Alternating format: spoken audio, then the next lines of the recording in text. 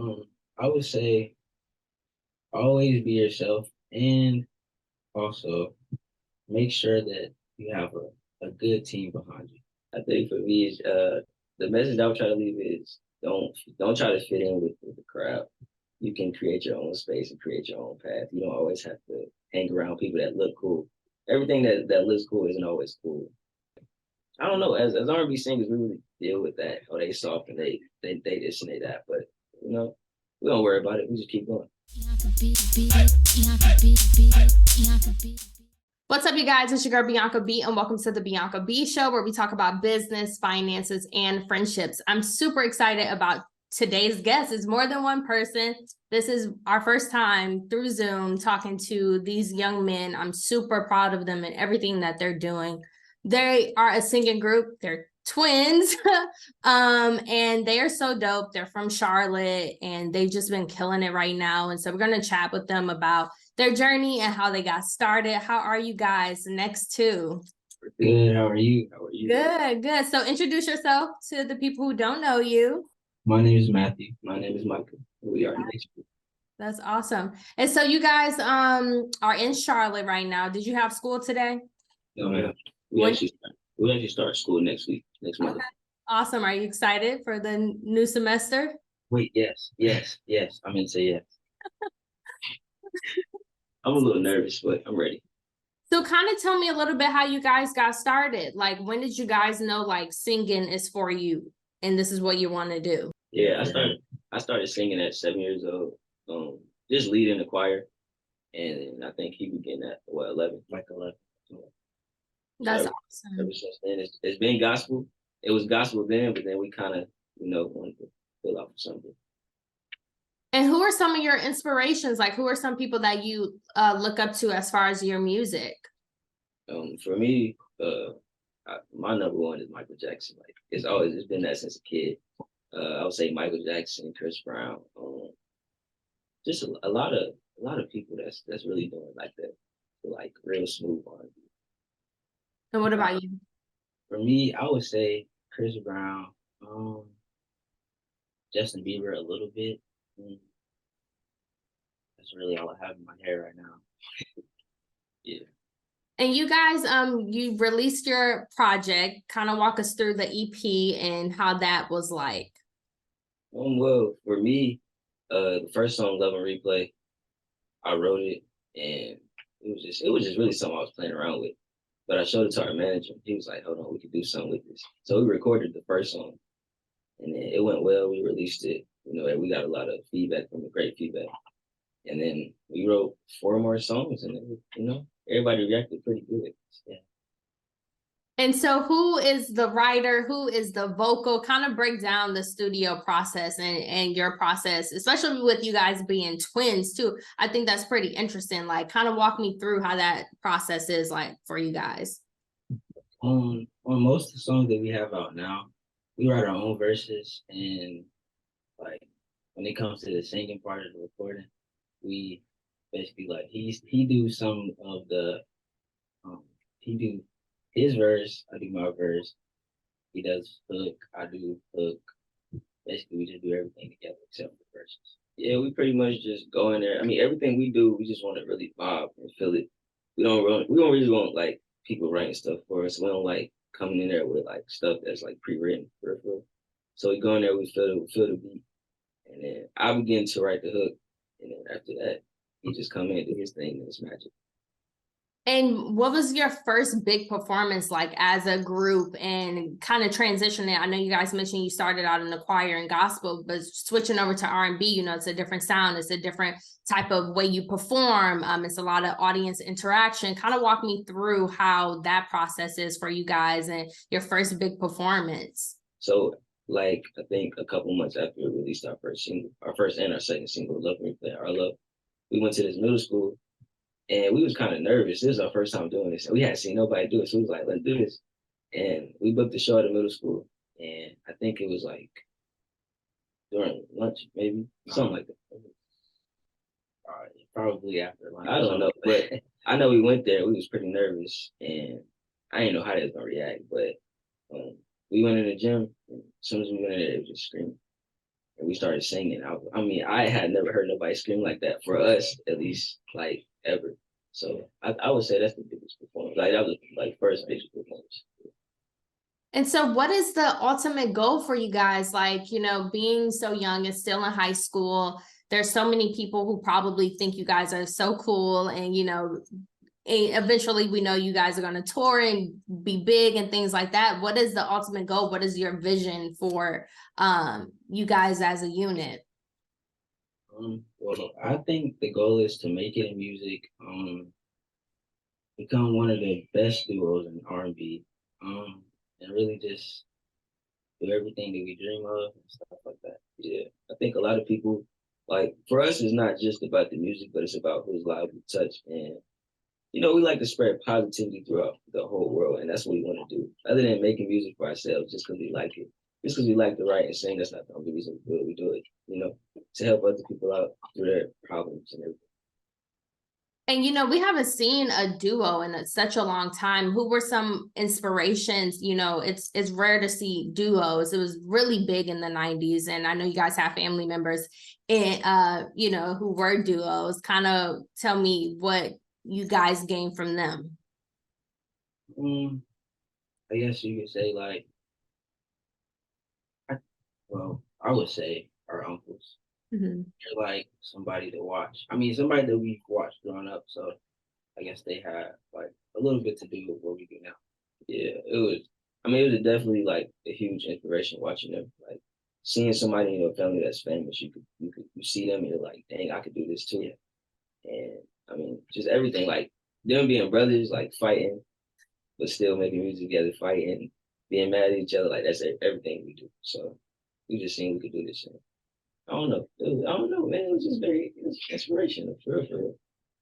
And, you know, I watched a couple of your interviews and I've been following you guys. You guys are really close to your dad. And so how has that relationship been and why is that so important to you guys? And what have you gained from your father being so involved in your careers?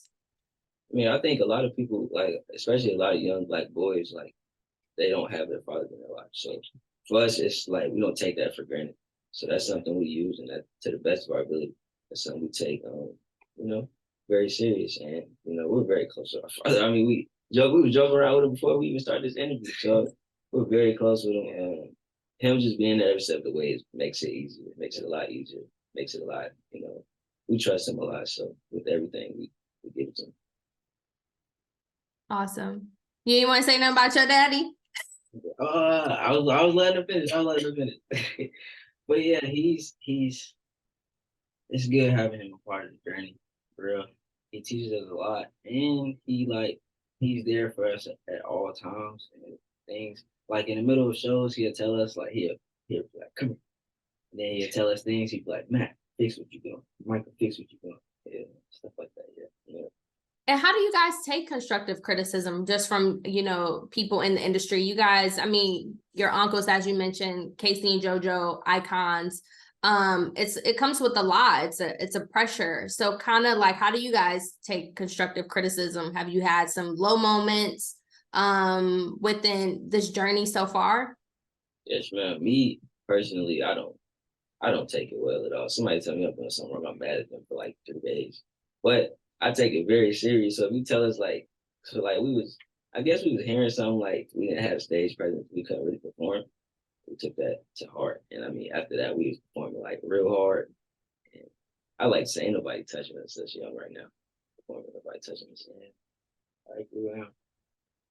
Got it. And so what are some of the strengths and weaknesses that you guys have as far as a unit? Like, how do you guys balance each other out? Um, I think a weakness is that like we're brothers and sometimes we can like let things get in the way of music, or sometimes we can let music get in the way of us. Yeah. But I don't know.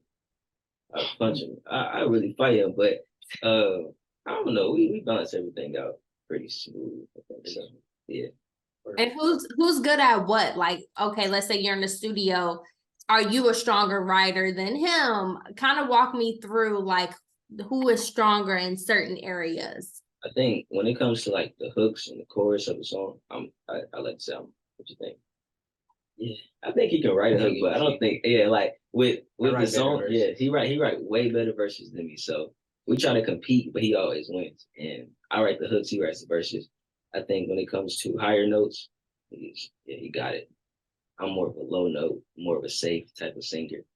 But what else? Like, I mean, what else is it? It's something we kind of falsetto. Falsetto. He has a better falsetto than me. So I could do a little bit of like, he knows how to do it better. I guess you could say that. So certain things vocally, certain things that, certain parts of the song that we can write better than each other. So we just kind of give, if he's obviously I just give it to him. I don't try to fight with him at all. I know he sings higher than me, so I don't go in the studio at all try that. I let him do it. I love that. And so your EP, what songs are your favorites? And what was that process also like for you guys? What's your favorite song? My favorite song on the EP, I would say Without You. I only say Without You because I like the beat and I like the vocals with it, obviously. But yeah, Without You because of the beat. My favorite songs are, I think, Love and Replay and Treat You Better. Only because those are like the two that was like mainly off of like a real story.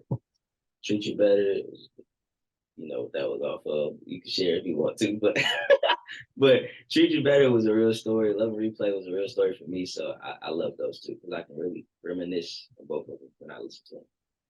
And what does love mean to you guys? You guys have a lot of music that has love in it. What does love mean to you guys? I think for me, the way I would explain it right now, would just be something. I think love is something you can share. Love is something you can also take in. And I think with love, with any relationship, or I would say an intimate relationship, you would have to be like, it's perfect timing. So I think it's all about how you are. Sometimes it's all about how you are mentally and emotionally. And then sometimes it's all about like, if you're ready for it and just the timing. Okay. For me, I would say love is love is being there for somebody at all times. That's what I was saying. I love that. Good answer. That's good. I love that. So, okay, you guys are 15. When do you turn 16? We turned 16. Oh, y'all did? When was y'all birthday? May 22nd. Oh, yay. Gemini babies? Yes, ma'am. Yes, love that. Okay, what did y'all do? How did y'all celebrate? We worked. We did have a pool party. Did we? Oh, yeah, we had a pool party. That was after like a couple shows. So, what was it? Oh, we had just, I think on our birthday, like a couple days before or maybe after, we had a show. So I don't think we didn't celebrate it right away, but a couple days after we did. So we had a little pool party, brought some friends and family over. That's awesome. And so I want to leave this off. We'll be wrapping them soon. But what I do want our viewers and young boys out there who may look up to you guys, what advice can you give to young artists? And it doesn't even have to be necessarily singers, but also rappers, whatever, who want to be in the entertainment industry. What advice would you give to those young men out there? I would say always be yourself, and also make sure that you have a good team behind you. Yeah. A thing who actually love, care about you. I think for me is the message I would try to leave is don't try to fit in with the crowd. You can create your own space and create your own path. You don't always have to hang around people that look cool. Everything that looks cool isn't always cool. Most things that look cool get you in trouble. Most things that look cool is not always good for you. So I would say just, I don't know, kind of create your own space and just be yourself. Because for us as singers, like you look soft as an R&B singer in our day, bro. You look soft and you look like, I don't know, like a punk. So for us, people like, I guess since we're more popular and we're cool, people kind of leave us alone. But I don't know, as R&B singers, we really deal with that. Oh, they soft and they this and they that. But we don't worry about it. We just keep going. Yeah, and that's a really great tip that you mentioned because, Gen Z, y'all are on social media. Social media is a really tough beast out there. I couldn't imagine like being y'all age going through social media, you know, and how do you guys balance that? I don't even really be on Instagram. I'm not even gonna lie. Uh-huh. Yeah, I tell people all the time. I be like, I don't post on Instagram. I don't really be on there unless like it's something to post, unless we got a show or anything. But I think for people that's out there, you don't have to have likes. You don't have to have comments, mentions, reposts. Nobody got to like you if you love yourself. So I mean, just keep going. No matter what people think about you, whatever you think about yourself is all that matters.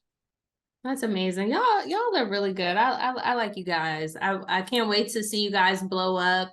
And I'll be like, they did an interview with Bianca Bee. Make sure you guys follow you guys. What is your social media? At NX2_music. Yes, ma'am. Awesome. It's your girl Bianca Bee. Make sure you guys follow me on Instagram at It's Bianca Bee and at Bianca Bee Show. Thank you guys for tuning in. Bianca